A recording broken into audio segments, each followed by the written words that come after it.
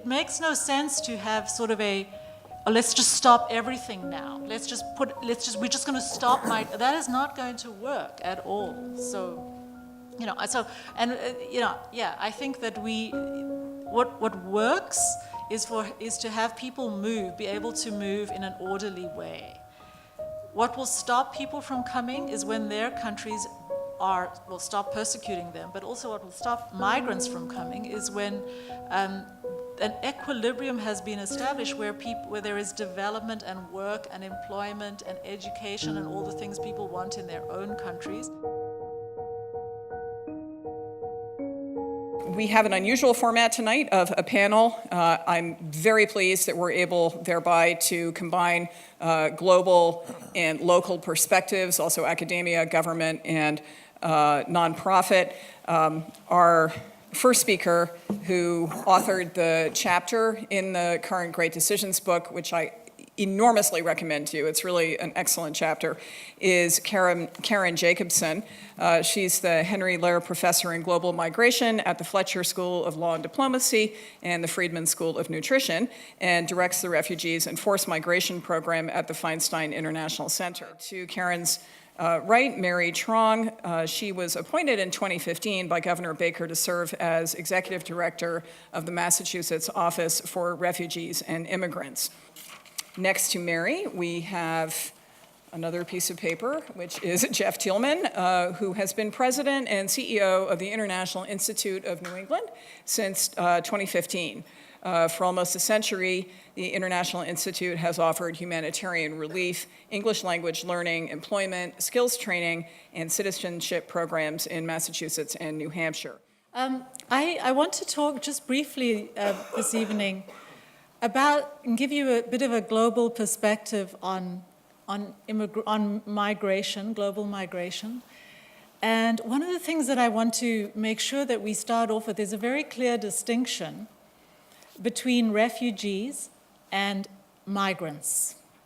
This is a distinction that is really important because there is a legal and international law, treaty obligations that separate out refugees from immigrants. So let me start with a few numbers.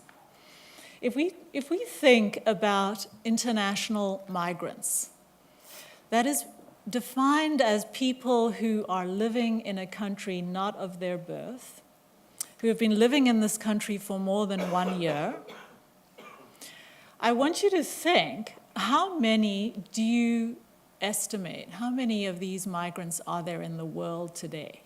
So the world's population is headed north of 8 billion. And what proportion, what percentage of that population do you think are international migrants, are people who've lived in another country, not of their birth, for more than a year? 3%? 20%? 10%, okay. Well, whoever said 3% is right. There are about 260 million international migrants globally today.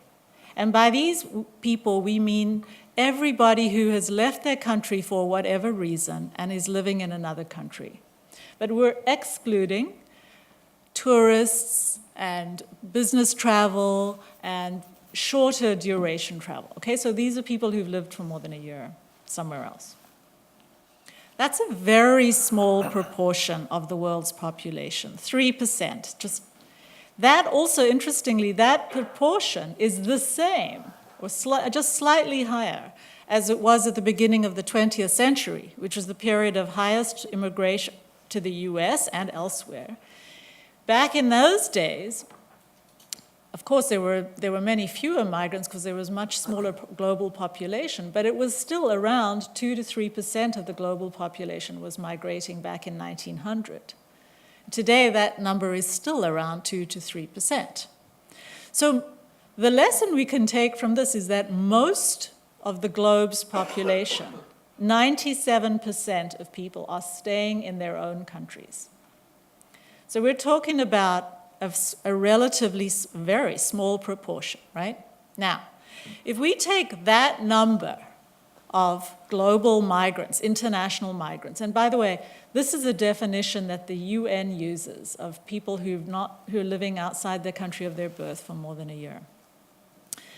Of those 260 or so million people, we count only about 25 million who are refugees. So refugees have a very different definition, a legal definition of who they are compared to other kinds of migrants, economic migrants, people who have left to find work, people who have left to join their families. That's the biggest category. Refugees are people who have fled their country for reasons of persecution, human rights violations and persecution, and also who have fled their country because of armed conflict and war. So this population, 24 or so million people, we tend to, let's take a look at them for a minute. We tend to, since about 2015, when we had the global migration European crisis, and when suddenly migration jumped onto everybody's radar. That crisis, that migration surge that happened in 2015 into Europe, was driven by refugees who were mostly fleeing the country of Syria. Syria had been at war since 2011, but basically 2012. And in 2015, a variety of factors were pushing out migration from Syria and the surrounding countries where most of the Syrian refugees were and are living. There was also massive migration into Europe from Iraq, another country afflicted by armed conflict, and from Afghanistan, and from other countries in sub-Saharan Africa. So we tended suddenly, all of a sudden, to realize, to think about migration. And also we tended to think about, because the media mainly focused on them, we tended to think that all the refugees in the world were Syrian. But this is a major misconception. We have had refugees in the world for a very long time, and we have had large numbers in the many millions of refugees since the 1980s. But Syria jumped onto the media's consciousness in 2013-14, and suddenly, and it is true that the most refugees in the world today are from Syria. About 6.3 million Syrians are refugees.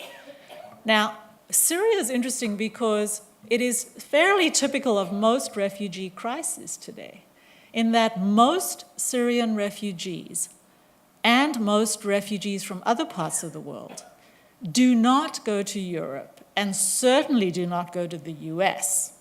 Most refugees are living in the countries next to their country of origin. So most Syrian refugees live in Turkey, which is right next door. Turkey hosts 3.5 million Syrian refugees today. And another interesting pattern of the Syrian outflow, which is also typical of refugees, is this. Most people think when we talk about refugees that we're talking about people in camps, refugees living in camps, refugee camps, right? But the fact is that most of the world's refugees do not live in camps. Where do they go? Where do they live? They live in cities and towns.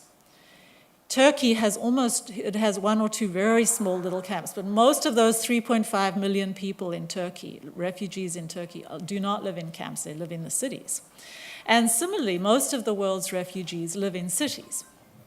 But those cities are in countries that are right next to their own countries of origin. So Syrians went to Lebanon, a very small country. Lebanon's population is about 4 or 5 million.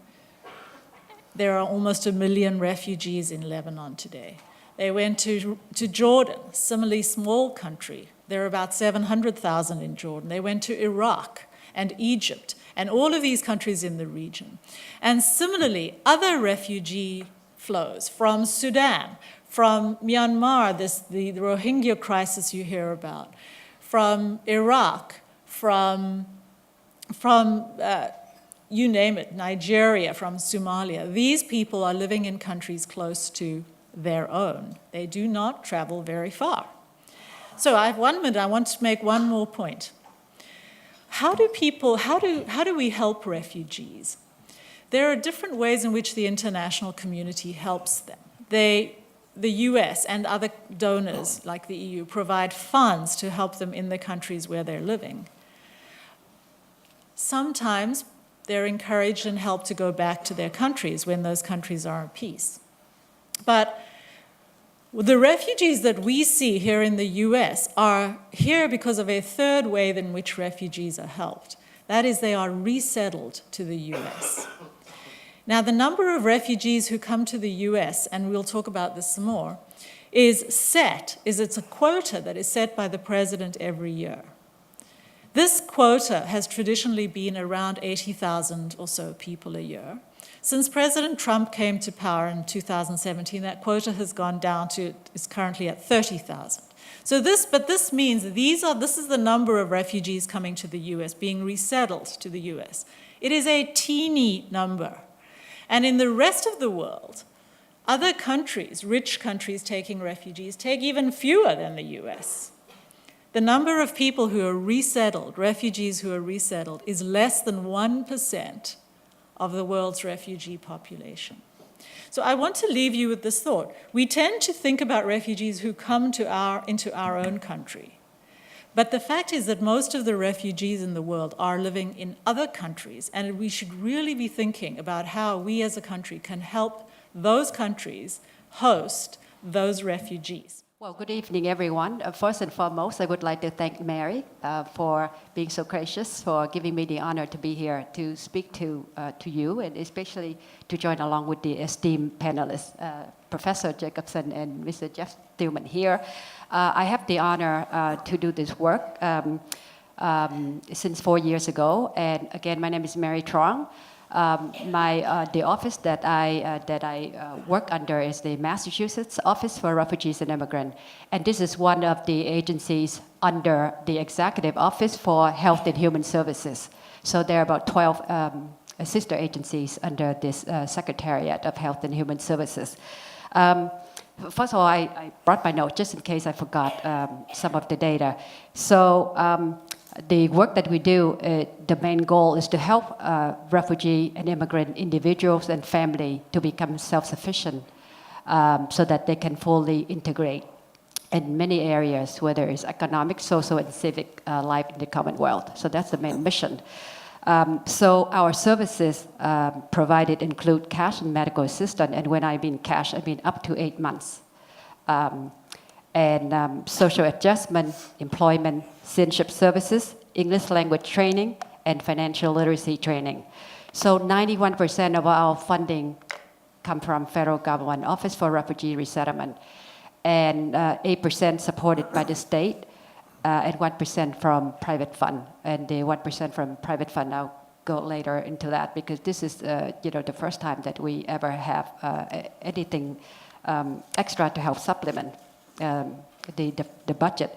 So, I serve the most vulnerable newcomers, refugees, asylees, victims of human trafficking, and those designated Cuban or Haitian entrants.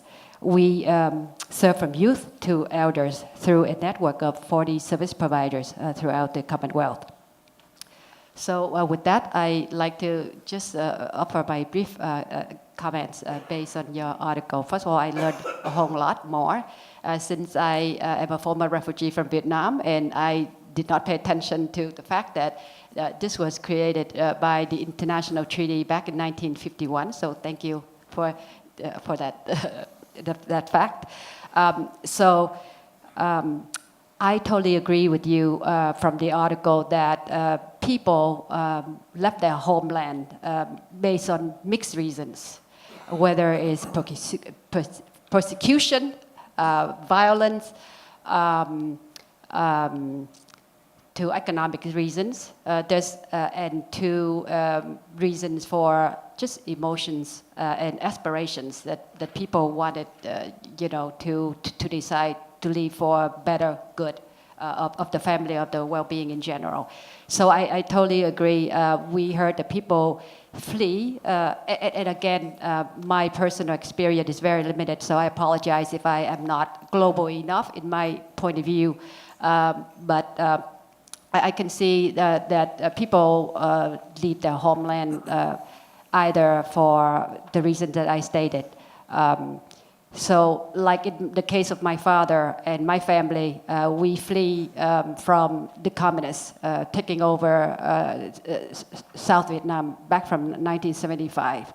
And he made that decision based on fear, of course, because if we stayed, we would be persecuted, and for real. Because after we left, the communist government were looking for us. So our relative told us how lucky we were that we left. So in any case, but I remember when he decided to leave, he summoned all 9 children. We were age range from 2 to 19 at the time, and he said, let's pack up and leave in search of freedom. And I said, freedom? What do you mean, freedom? So where are we going? He said, America? So maybe he just named America at the moment. He could think of Australia or Canada or whatever. I said, well, America, how are we going to get there? First of all, you're going to leave everything behind, and you leave everything behind. And I mean, even my personal belongings, the doll, the dictionary, whatever have you. So what's going to happen? He said, well, we don't know, but we know that we will be together, and we will be looking for safety. And that as long as the family is still together, we can survive, we can do anything, we can recreate. It is the spiritual life that matters, and it's not material life that matters. So yes, he wanted to be sure that we will find safety and that we will have better future. So definitely better future, meaning better life in general, education, and we can rebuild our lives again. So I agree, with that basic reason. But I found what's interesting from your article is that people also flee because there are refugee of the climate change. Well, we call refugee of climate change. But yes, so climate change is one of the reasons that to my opinion, it's new to me. I've heard about the reasons, but suddenly it's real that people flee because of poverty, of the natural disasters, that it would be unbearable to be able to stay. So with that, I totally agree. And in terms of the history of migration, I mean, this is before I was born, and after I was born, and until I die or beyond me, I'm sure that the world will continue to have conflict somewhere, somehow. So I like the fact that you said global migration cannot be ended, and trying to stop it is like building a sandcastle on the beach. So, which is totally true. And I don't have any more comments, but I think that it's time for Jeff to make his comment. Thank you, Mary. Thank you. So we're the International Institute of New England, and we were founded in Lowell, Massachusetts in 1918, which is an historically significant year because that was the year when World War I was ending. And people in Lowell at a YWCA, women in at the YWCA said, we should welcome newcomers because the United States was becoming very nationalistic, anti-immigrant. At that point in history, we had between 1880 and 1920, about 20 million people crossed the border, mostly from Europe. A lot of our grandparents and great-grandparents, I suspect, in this room, came to the United States during that period. And by the end of that period, when World War I was ending, there was a lot of nationalism and anti-immigrant sentiment in the United States. But the folks at the YWCA said, let's welcome newcomers. Let's be a welcoming city in the case of Lowell. And in 1924, the International Institute of Boston was set up, which also is an historically significant year because in that year, 1924, the U.S. passed the Nationalities Act, limiting immigration to 2% of all nationalities in the country per the 1890 census, when the country was as white as can be. And that was a specific strategy of people in power at that time. Again, People at the YWCA, downtown Boston, said, you know what, we're against that policy, and the way we're going to respond to it is by organizing at the grassroots and welcoming newcomers. And then in the 1980s, we started resettling refugees in the state of New Hampshire. So we've been around for 100 years.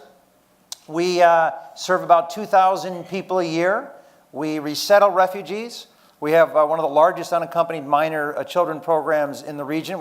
Last year, we reunified about 174 Central American minor children with family members in the Northeast. We have skills training classes. We train people for jobs in the hospitality program and in the healthcare industry. This is largely programs exclusively for refugees and immigrants. We have about 500 or 600 people in English classes, and then we offer a range of limited legal services to help people adjust their status in the United States, so kind of a forms assistance program.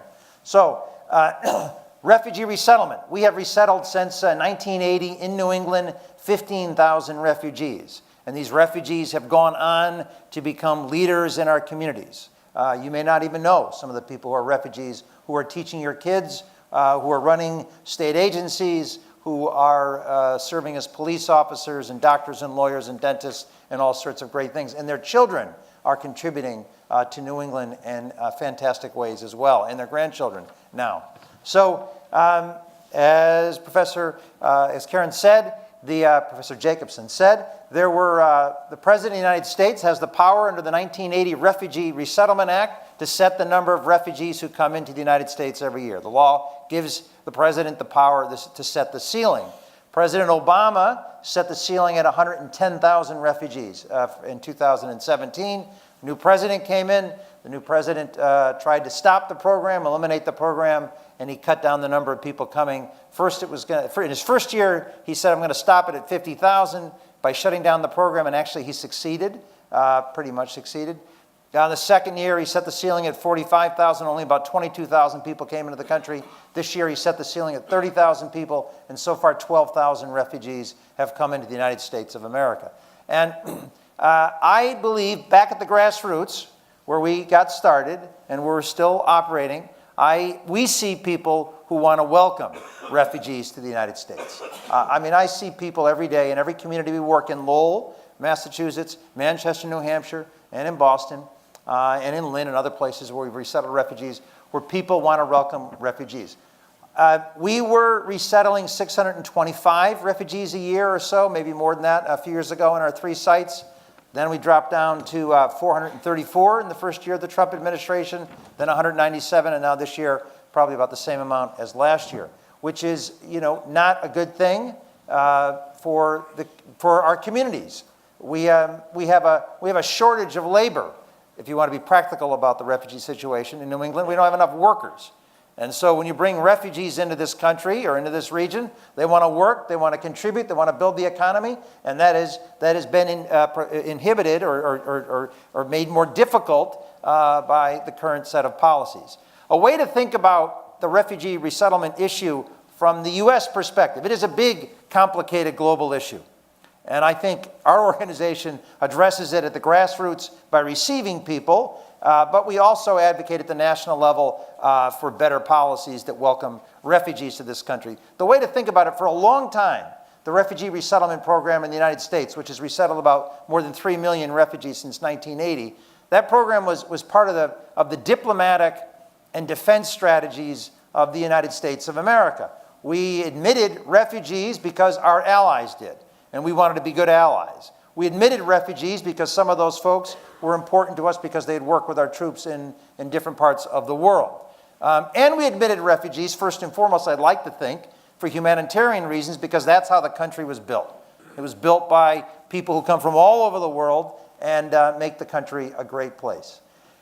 A last point I want to make. The refugees who come to the United States of America are the most vetted immigrants who enter our country. They go through about 9 different security checks. These are folks that are fleeing violence and seeking peace. They want to come, they want to create a new life for themselves, they want their kids to be successful, they want to learn English, they want to contribute to the country, and they want to live in peace. They go through a number of different security checks. It takes at least 2 years of processing before they get here.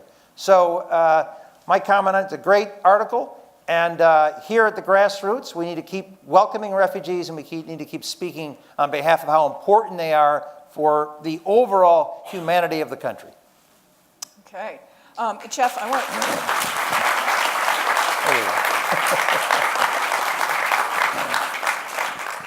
Jeff, I want to follow up on something that you said, just again, to help us all clarify, because there's so many words fly around on this debate, and as we were talking about up in the green room, maybe some of you have found this as well, people start taking positions, extreme positions, very quickly, and sometimes definitions get lost.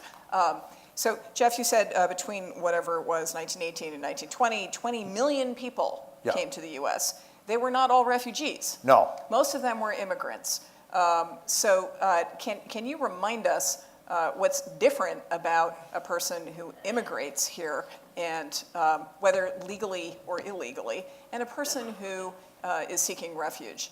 How are those three things different? Yeah, so a refugee is someone, as Karen said, who has a well-founded fear of persecution, fled their country, went to another country, and is seeking permanent resettlement somewhere in the world. They apply usually through the UNHCR, they get referred to the US State Department, and then they come in through a processing system to the United States. Immigrants, there's a broad range of immigrants. The United States admits legally something like 1 million immigrants a year. Right. And they come for a variety of different reasons through a variety of different visas.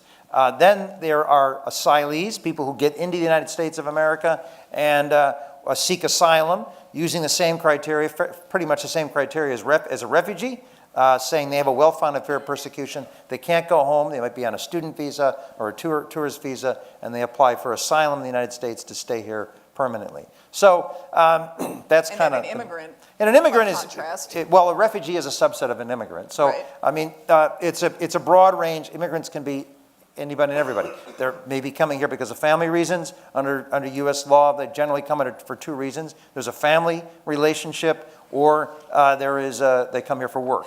Those are generally the two reasons. Okay. Great, thank you. I just think it's so helpful to recall that.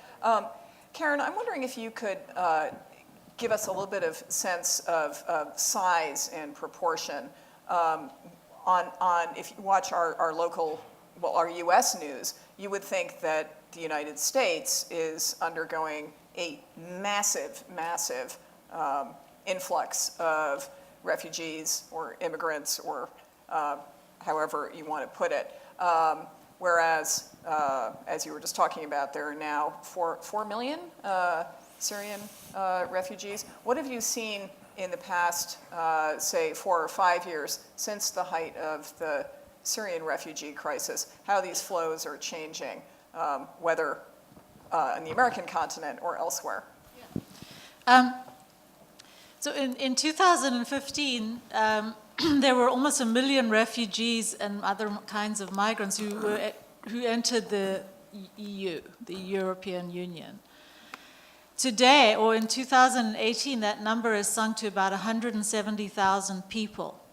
So really, there's no migration crisis anymore. And there's a couple of reasons for that, which we could get into.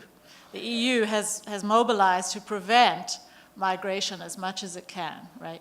So these are migrants and refugees mixed together. One of the things that Mary points to is there are mixed reasons for people moving, and often today what we see is that refugees are mixed together with other kinds of migrants who are trying to escape poverty,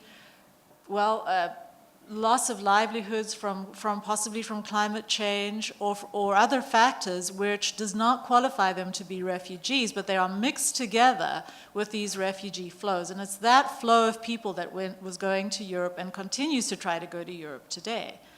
But we have seen the migration crisis pretty much dissipate to, less than under 200,000 people trying to getting to Europe. In the US, so what we've got now is a border crisis. And it is a border crisis. We are seeing asylum seekers that Jeff mentioned. Traditionally, we had a relatively small number of asylum seekers, 5,000, 6,000 people in the pipeline, people who had come to the US and had applied for asylum at the border, or were already in the US, as Jeff said, defensive asylum, and were trying to change their status to that of an asylee. So for many years, there were relatively few people who were doing this. In the last year, we have seen a massive increase in the number of people coming to seek asylum at the US. And now, today, we have a backlog of asylum seekers in the system who are waiting for their chance to go before immigration court and have their case decided. That backlog is in the order of 700,000 people. That is a lot of people waiting to have their legal status determined here in the US. And what happens to those people? Some of them are in detention centers. Some of them have paid bail and are released from detention centers and sometimes have GPS bracelets attached to them to monitor them. These are the people that President Trump talks about as being catch and release. So President Trump's argument, it is not, and I don't know your views, but it is not an unreasonable thing to worry about the fact that people are being admitted into the US, are having a credible fear interview, and then are waiting to go before an immigration judge. And in that time, some of them are being released into the US, and the president is worried that most of those people, he thinks most of those people are not coming back for their immigration interview, and they're going into becoming undocumented, illegal migrants in the US. In fact, last year, immigration courts saw around about 30,000 people for immigration interviews, for status determination interviews in the court. And there were 10,000 asylum seekers who did not show up for their court date. So we're not seeing a massive number of people disappearing into the country, but we are seeing a massive backlog. And so we are seeing an increase of asylum seekers coming to the US.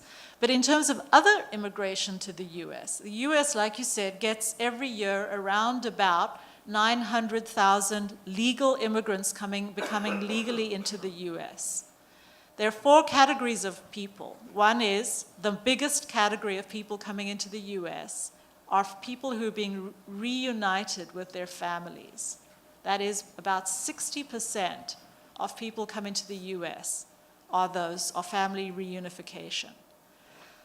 Another way to come in is through economic migration or business migration to bring money in, to bring investment into the US. Right? And the third category is as refugees or asylum seekers. And then a fourth category used to be the diversity lottery, which was set up back in the day, I forget when it came into existence, but was set up to try to increase the diversity of immigrants coming into the US. And it was basically a green card lottery that was given out to countries in the world who did not have large populations here in the US. And so people could apply for this lottery and try to win a green card into the US. And it was a very small number of people who came, but it was a really nice program. And that has been canceled by President Trump. President Trump's policy, if I may say, perhaps I won't say for now. We'll leave it for another question. But yeah, so immigration has stayed steady. In the last few years, we're seeing an increase in asylum seekers, but we're also seeing a slight decrease in immigration to the US. I'll mention that WorldBoston is nonpartisan and does not engage in advocacy. However, we host many guests who are not and do. So say whatever you would like to say on those matters. A question that I would have actually for all of you, and maybe Mary, you can start. What, if you could speak to President Trump or Department of Homeland Security or the State Department, very key element in all this, directly, what would you ask for?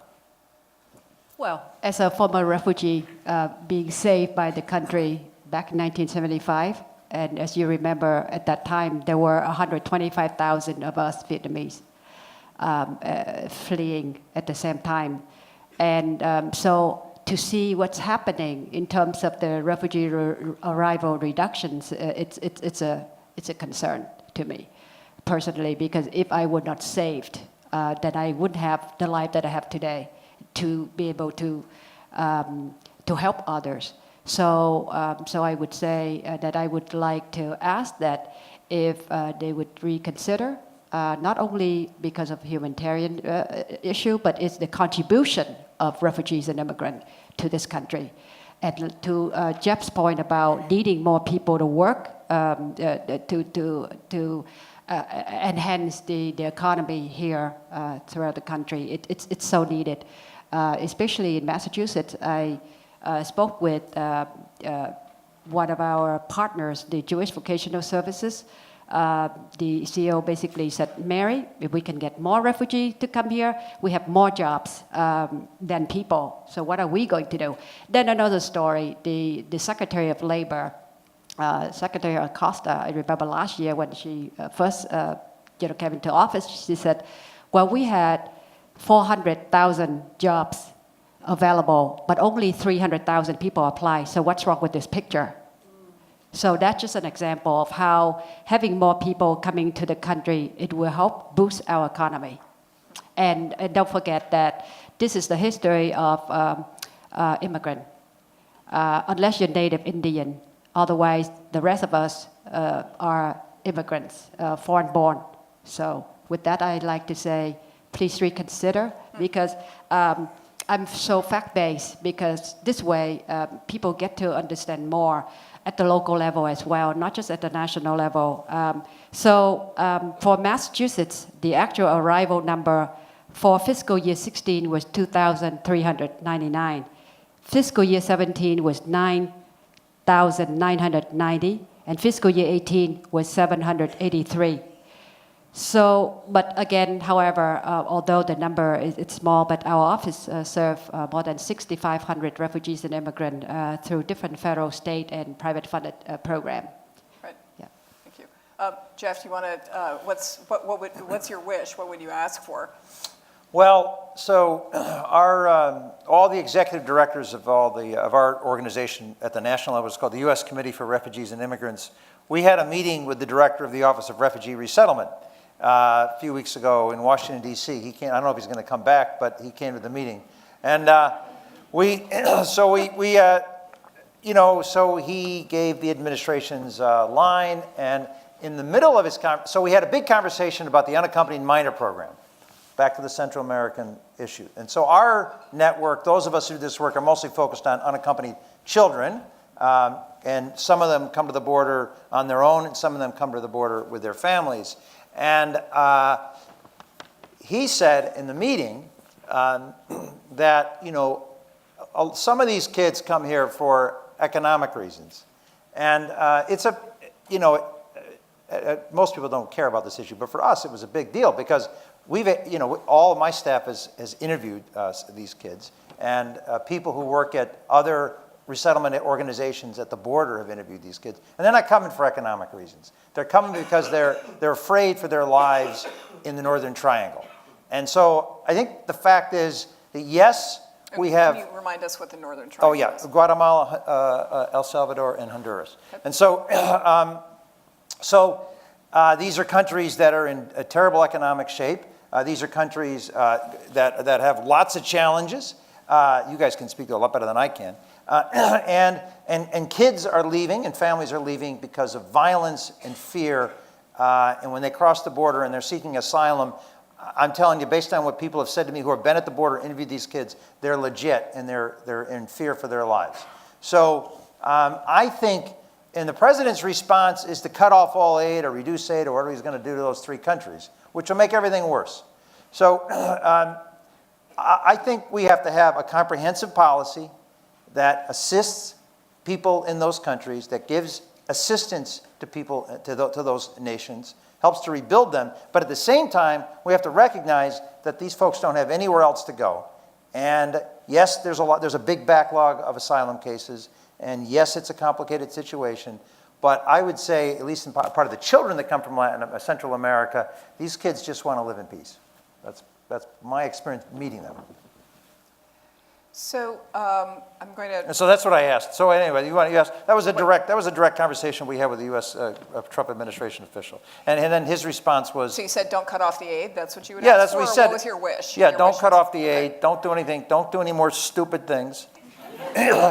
Don't do stupid things. Yeah, Okay. don't do stupid things, don't cut off the aid, and stop talking about these kids coming here for economic reasons when they're 14 years old.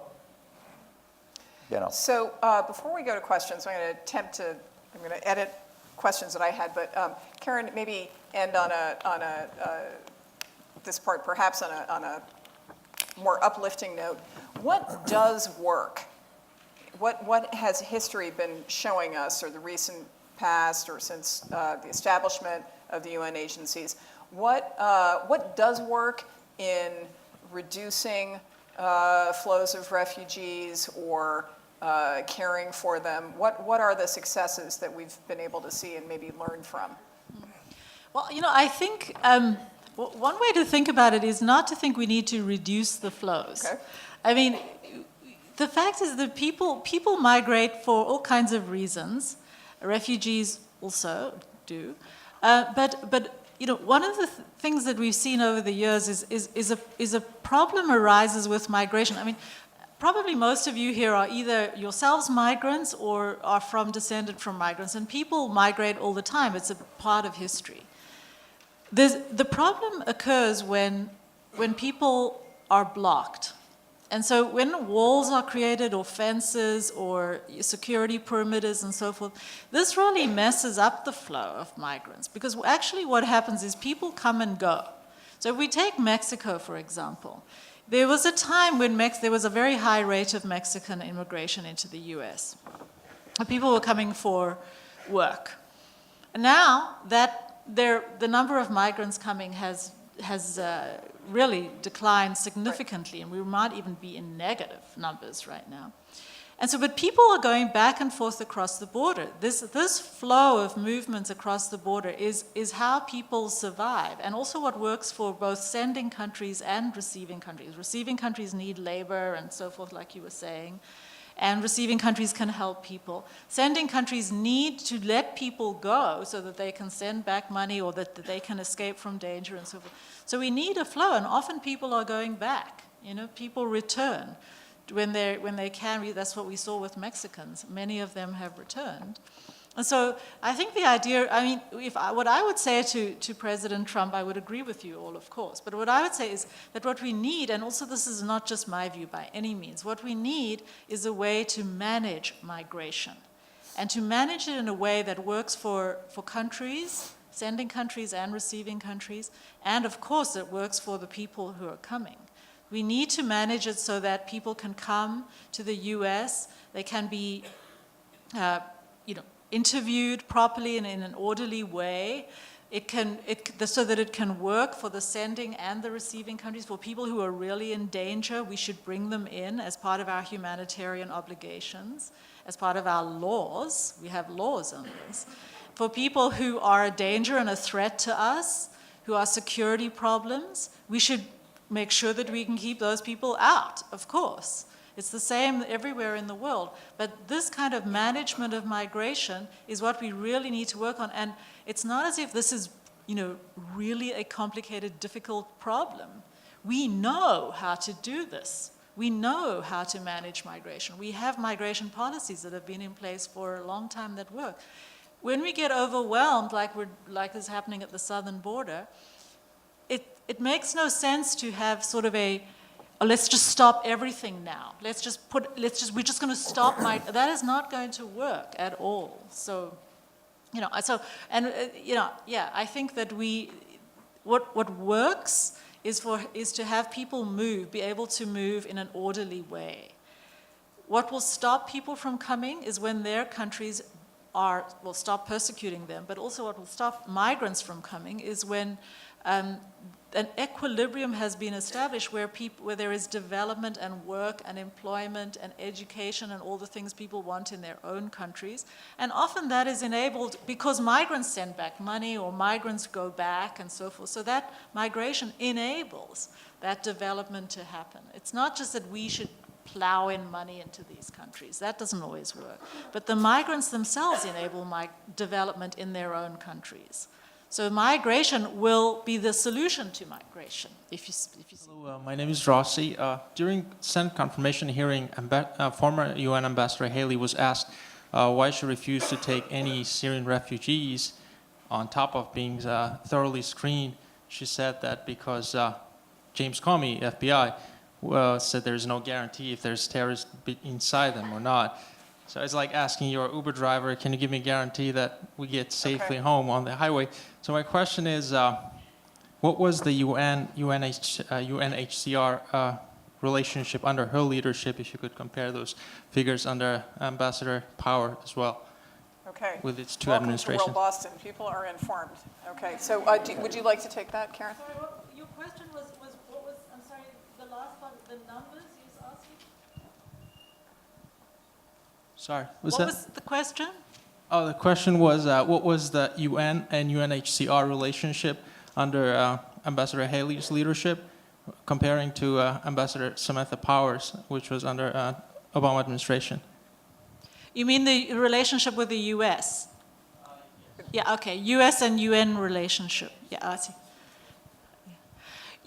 Well,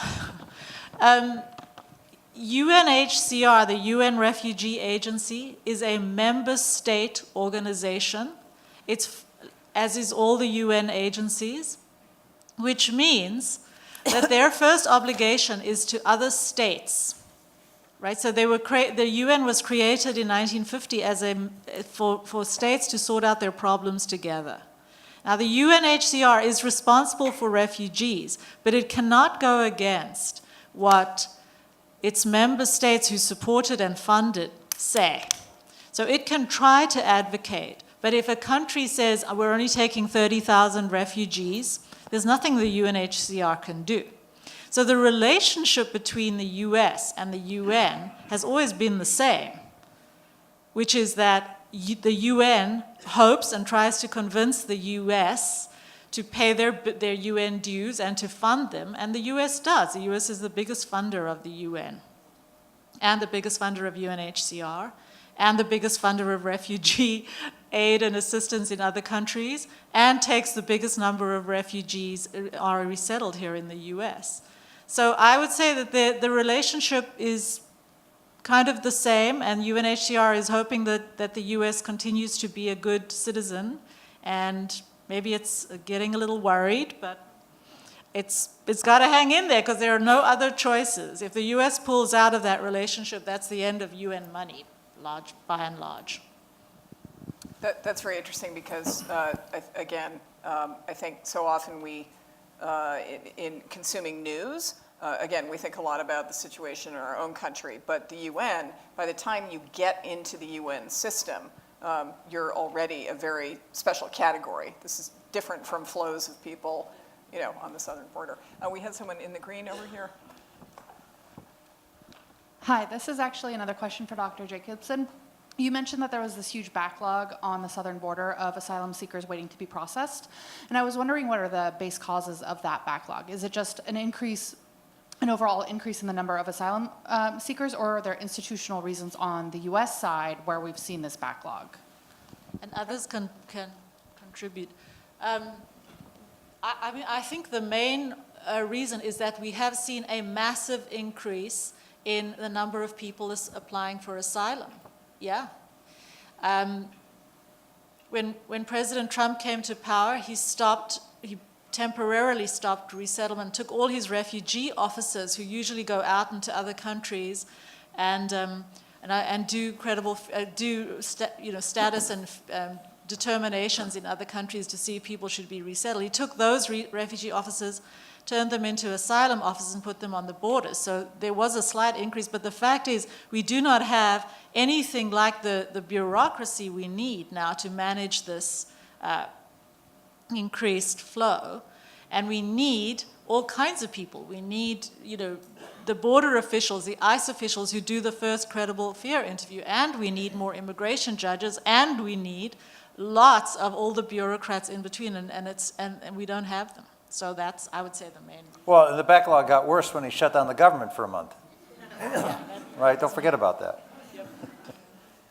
Okay, and then at the top there, you, and then let's see, keep your hands up. Okay, and then you in the orange. Will be next. My question will go to Dr. Jacobson. You just mentioned that the money that is given to the UN from the US. So the question will be, from me, I'm from Burundi originally, and I came here as an asylum seeker. And in 2017, after the crisis in Burundi of 2015, there were so many people who left Burundi to go to Tanzania. And the World Bank asked the president of Tanzania to borrow money to be able to help the refugees. Okay. But that, from the researches that I have done, no other countries have ever asked to do that kind of thing. I mean, from what I was able to find. Why would the World Bank, for example, ask that kind of, ask a country to borrow money when they are doing it as a way of helping refugees? You get the question? I'm afraid I must confess, my sister from Africa, I am South African myself, and I have been to the Burundian camps in Tanzania, and I must say to you that I'm not familiar with what you're telling us. So I'm sorry, I can't comment on that. Sorry. Okay. Well, maybe you can connect. I was reading. I had the article. Okay. Thank you. So maybe you can connect when we go upstairs. So in the orange top here, Yanni, this lady here. Also from Africa, originally from Cairo. And I just want to get back to Professor Jacobson's question that you presented to us, and that is, how do we help those host countries that are hosting 99% of those refugees from here? And I didn't hear it touched on in the rest of the panel, so if you could just maybe elaborate a little bit on your own thoughts, that'd be great. So great question, yes. How do we help all of those refugees in those neighboring countries? And how do we help them? So when people are in camps, that's one thing, okay? But in the Middle East, where most of the world's refugees are, they're not mostly in camps. So how do we help them? They're all in these cities, in which many of those cities, Cairo included, Egypt has 250,000 refugees, half of them Syrians, others from sub-Saharan Africa mainly. How do we help Egypt to support those refugees? And even more to the point, how do we help a country like Lebanon, which, as I mentioned, has 1 in 5 people in Lebanon are a refugee. 1 in 5, that would be the equivalent of the US having 60 million refugees in this country. But Lebanon, this teeny, poor, very poor country that is riven with conflict, has had to put up with 1 million refugees coming to them. So so your point earlier, our Burundian sister said that the World Bank raised the issue of the World Bank. And the fact is that what's interesting now is because so many refugees are living in cities,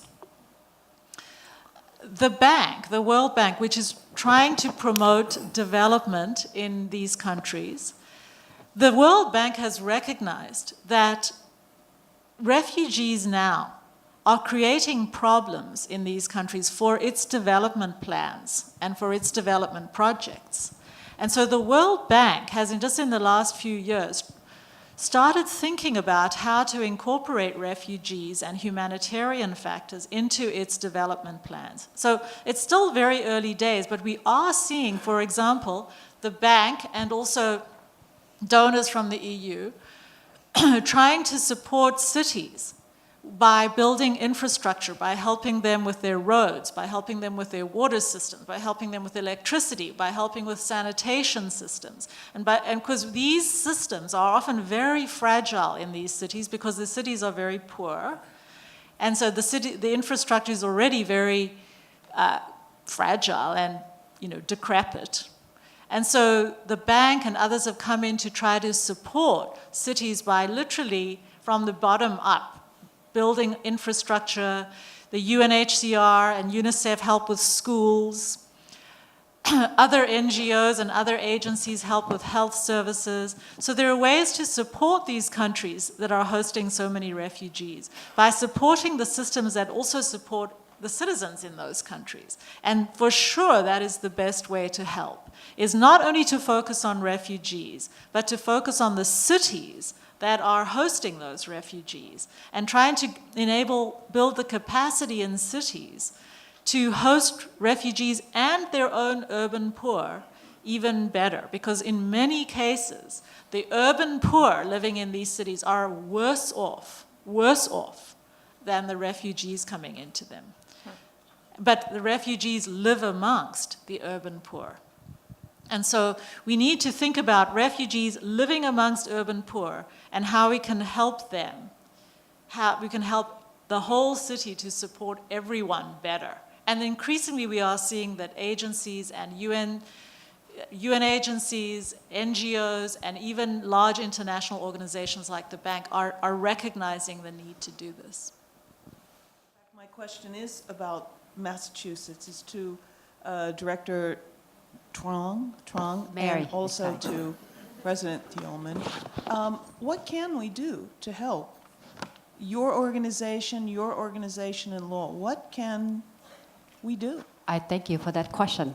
Because of your question, 2 years ago, when there was the crisis with the Syrian refugees, there were many people calling to the office asking the same thing. And so I appreciate that question again. There are many, many different ways that you can help, depending on your ability. What would you like to do? So for Jeff here, I would like to advocate for him if you want to donate, if you want to volunteer, if you want to help teach English, do anything, provide case management support to refugee clients, certainly he would welcome that. But I selfishly, from my office, because for the first time, because of the question, what can we do to help, there's this foundation who asked me what can I do to help, and I convinced her to help support the financial literacy program. And so she supported for a multi-year, 3 years. And so come next year, the program will be ended. So I would like to sustain the program, so I don't know in what capacity you can do to help. Either funding, either provide training, anything you can do to help, we would appreciate that. So because this program, I cannot say enough how important it is. It has changed lives for refugees and immigrants, and we also serve some Puerto Rican evacuees as well. And so we're proud of the fact that because it's privately funded, so the criteria, I got the approval to be able to serve U.S. citizens as well, and it's not just refugees and immigrants, and that's because it's the fact that it's one foundation who could make that difference for me. So I'd like to continue this program. So great question. I think there's a couple of concrete ways to help. First of all, we're an organization. We got about a budget of $6.8 million in 2 states, and about half of that money comes from public sources, half comes from private sources. So, any contribution is always welcome. I would say beyond that, it's very important, I think, for people to advocate for refugees and immigrants, to say things that are positive about refugees and immigrants to neighbors and friends. There's lots of dialogues that take place in communities about since the election, or even before the election of President Trump. And so I think it's important to say that these are our neighbors and friends, and they add value to the community. I think you can advocate. Certainly, Mary's office and our organization are funded through, at the federal level, through the Department of Health and Human Services. The Office of Refugee Resettlement is housed within it. And the State Department also impacts our organization. So advocating for budgets that fund those organizations and those agencies are important. They don't get a lot of attention at the national level. And then, last but not least, you can vote. And there's elections coming up. And think about which candidates, Democrat or Republican, and there are many people on both parties, by the way, that support and welcome refugees to this country. So ask questions of candidates running for office and vote consider that in your voting. Take that into account as one of the factors in your voting. Are they going to welcome immigrants and refugees to the country? Are they going to be for common sense immigration reform? Are they going to go to Washington and work for solutions? Or are they going to say things they're going to say crazy things that don't really solve any problems? I'm going to come back to you, Ruel, but I am. But what is common sense immigration reform? Oh, dear. We haven't talked about that in this country since before McCain passed away. We've forgotten that. Professor Jacobsen probably do a much better job than I can on this. But I would say, I think Karen's right. Migration to the United States has to be managed. There are rules and laws that need to be managed. I think our laws need to be adhered to. So we have asylum laws right now that a lot of people believe are not being followed by people arriving at the border. And so, one thing, common sense immigration reform, is follow the laws we have. Two, you have this DACA issue, which has been going on. These are young, you had somebody who worked for me for a while in this situation, and these are young people that are contributing to the United States, and their situation should be resolved. The political fighting should stop about DACA people in the DACA situation. You have a huge situation with so many people that are undocumented. President Reagan, a Republican, Ronald Reagan, made it possible, 5 million undocumented people had a pathway to citizenship because of his 1986 Immigration Reform Act. So I think there's common sense solutions where people can come together to keep the borders, keep the country safe. The Refugee Resettlement Program has a large amount of vetting, so we know how to do that. So we can, we want to keep the country safe for sure. We want to admit people who want to be here and share our values.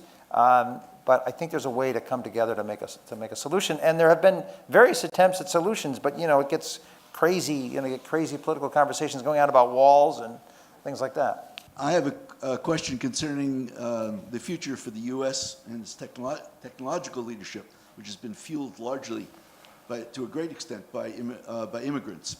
We've had from the 50s on, we had a large contribution made by students who came here to get degrees and stayed as immigrants and became citizens. We've had researchers and others for professional reasons who came here, in addition to the investors you mentioned earlier. And my question is that President Trump has indicated he wants skilled people as his immigrants. In the time that he's been president, how has the picture changed for the number of students and professionals coming in and the percentage that are staying? Anybody on that topic? I don't have any. I don't have any I don't data. have exact data, but to your point, a lot of the innovation in this country is driven by people who were born outside of the United States. And there was a study done last year that of the largest IPOs in the country, half of them were by foreign-born people, and a quarter of them were by people who came here as graduate students, who were born outside the United States. So if that pipeline of talent doesn't come into our graduate schools, like MIT and Tufts and Harvard and other places, and wherever, if that pipeline of talent doesn't come into the country, eventually you'll see a decline in innovation. We have been the leaders in technology innovation in the world, and it's largely driven by people, or a lot of it is driven by people who are not born here, but are innovative, creative, talented, come up with creative solutions, want to do something entrepreneurial, come to the United States and figure out a way and take a risk. People who are immigrants and refugees are more likely to take a risk than those of us born in the United States. And so if you reduce the flow of people into the country, that innovation will die. How are the numbers changing? I have no idea. It's going down. I don't have an exact. I really don't have an exact. Do you have an exact number? We don't have an exact number, but it is true that President Trump has said and has acted on has expressed a desire to reduce immigration to the U.S. And so even if, as we were saying, there are cities and states who are pushing back against this, and even though the courts are trying to stop some of his executive orders and so forth, one view is that he will be able to change the course of immigration to the U.S. He has already. He has reduced it. He has changed the character of it. And if he gets another term, it could well be that he is able to change immigration policy to the U.S. and therefore the composition of the U.S. population, which is, you know, a lot of immigrants. You could change that. So I think there's a consensus that despite all the resistance and sources of blocks against his policy, he is going to be able to reduce immigration. He has already and will continue to if he stays in. I will give you one data point. So I sit on I've been on the school committee in Arlington for a long time, 16 years, and we have had foreign students come to our high school through a program. That number's gone down. And all of the school districts in Massachusetts are experiencing the same thing. And they're not coming to the United States because they're fearful of the country. So that's a number, that's a concrete number. I could, if you talk to me afterwards, I'll get the exact number in our budget in Arlington, but it is a factor. Okay. I just say, if you want sources on numbers, there are some very good sources out there. I would point to the Migration Policy Institute in DC, which has excellent reports and really looks at immigration to the U.S. and what's happening. So that is one, and there are other. That's one that just springs to mind. But that has an excellent source of information on these issues. So my name is Renee. I'm a junior at Northeastern University. I study psychology and international affairs. Yep. I wanted to ask about something that was briefly mentioned earlier. And that's the concept of climate refugees. We've already seen the damaging effects of climate change uprooting people from their homes. Okay. And we know that, for example, drought played a role in the emigration from Syria. So we also know that as of yet, the UN does not have a definition for what constitutes a climate refugee. Okay. And I was wondering and we know that number is only going to increase in the near future. Okay. So I was wondering if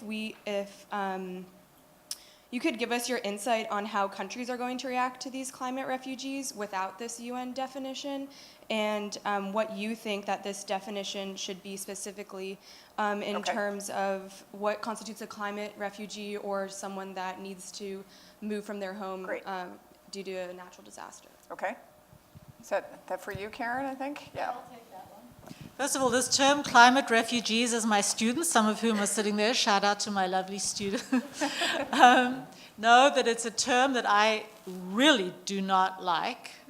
And even though we can talk about people who are migrating for climate-related reasons, possibly, it is a very difficult population to get a handle on. Why are people migrating for climate reasons? Yes, the climate is changing for sure.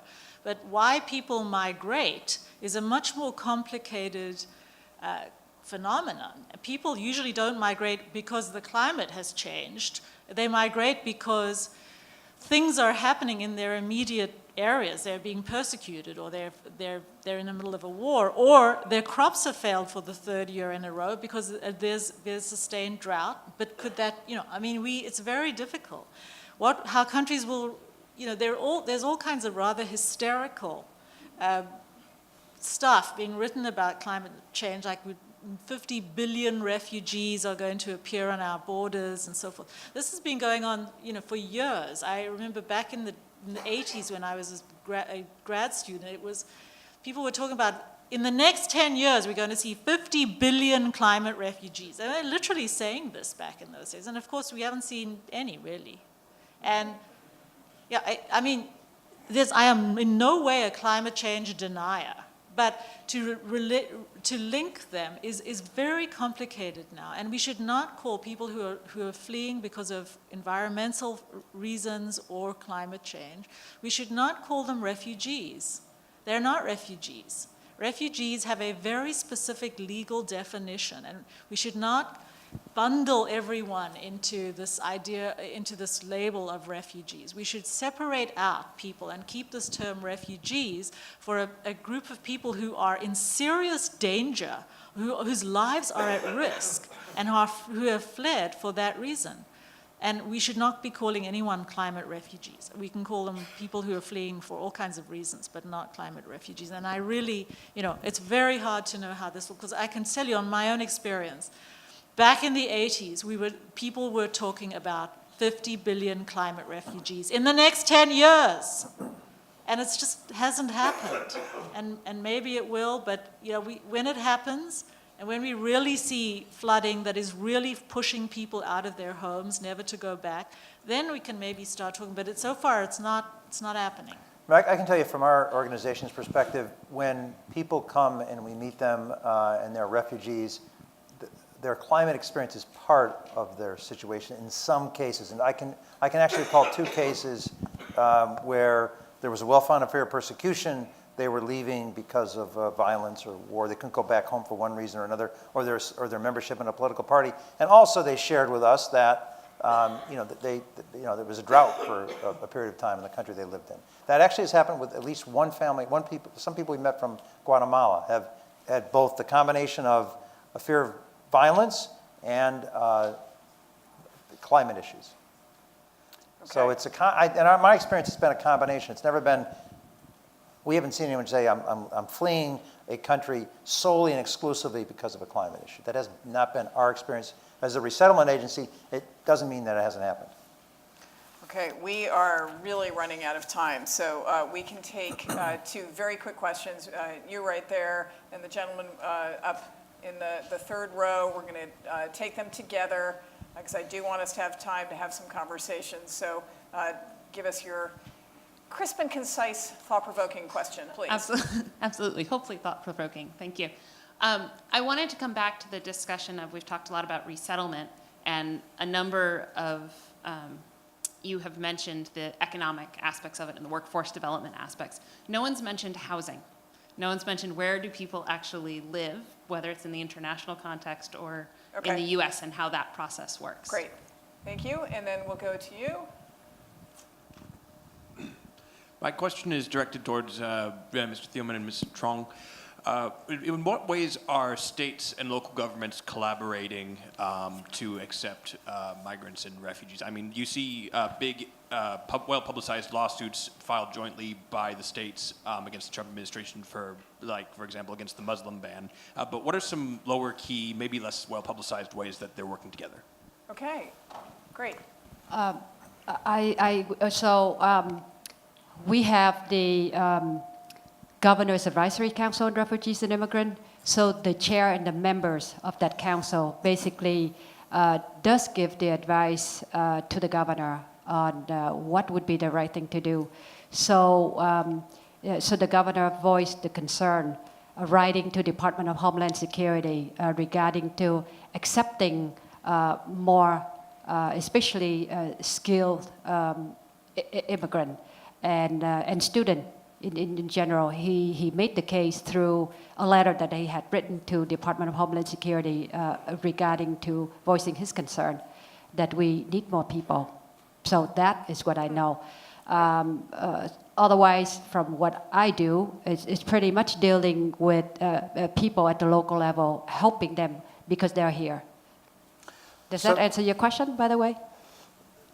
So I'll answer the question, both questions. I think I can get to them both. The regulations that we operate under, federal regulations, require us to have at the local level what's called quarterly consultations with all the different providers that work with refugees.